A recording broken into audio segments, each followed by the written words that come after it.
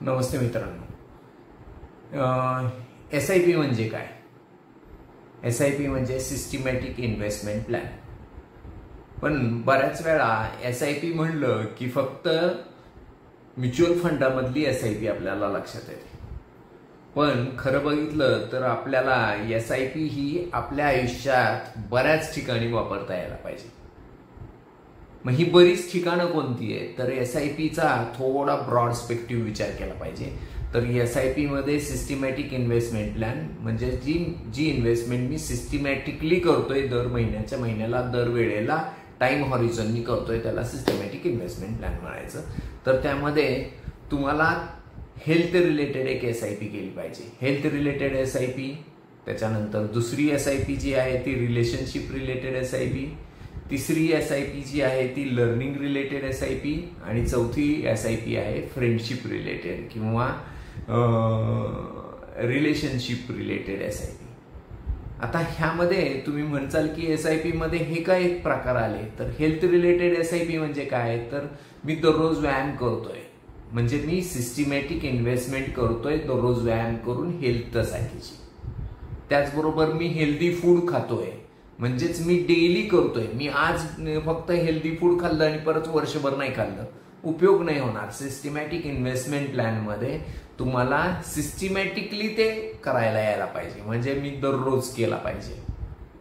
त्याचबरोबर जसं हे हेल्थ रिलेटेड आहे, म्हणजे फूड, योग्य फूड खाणं किंवा दररोज व्यायाम करणं, हे जसं सिस्टमॅटिक इन्व्हेस्टमेंट आहे हेल्थसाठी, तशीच तुम्हाला रिलेशनशिपसाठी जी इन्व्हेस्टमेंट आहे ती पण सिस्टमॅटिक पाहिजे. म्हणजे काय?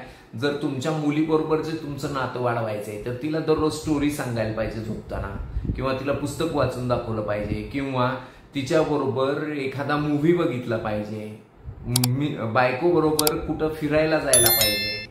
पण हे रेग्युलर बेसिसवर केलं पाहिजे, तर ते सिस्टमॅटिकली इन्व्हेस्ट होईल. किंवा असं नाही होणार की मी एकदा फिरायला घेऊन गेलो, आता 2 वर्ष फिरायला नाही नेणार, असं नाही. तर ते सिस्टमॅटिक इन्व्हेस्टमेंट करावी लागेल रिलेशनशिप बिल्डअप करण्यासाठी. हे दुसरा पार्ट. तिसरा पार्ट आहे तो लर्निंगचा.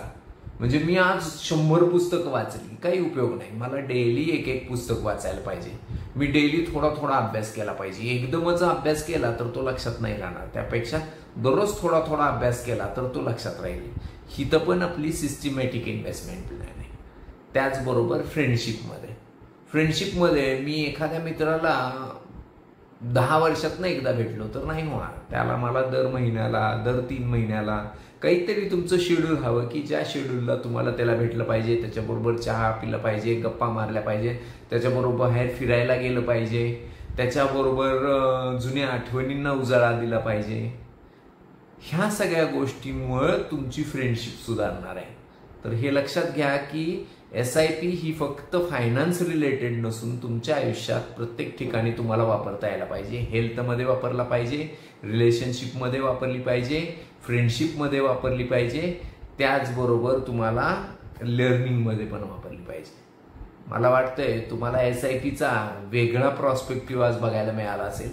पण जर आपल्याला खरंच पैशाबरोबरचं नातं चांगलं जुळवायचं असेल तर आपल्याला नुसतं पैसा कमवून नाही चालणार, तर आपल्याला वेल्दी व्हावं लागेल. आणि वेल्दी होताना ह्या 4 गोष्टींमध्ये पण सिस्टमॅटिक इन्व्हेस्टमेंट करावी लागेल.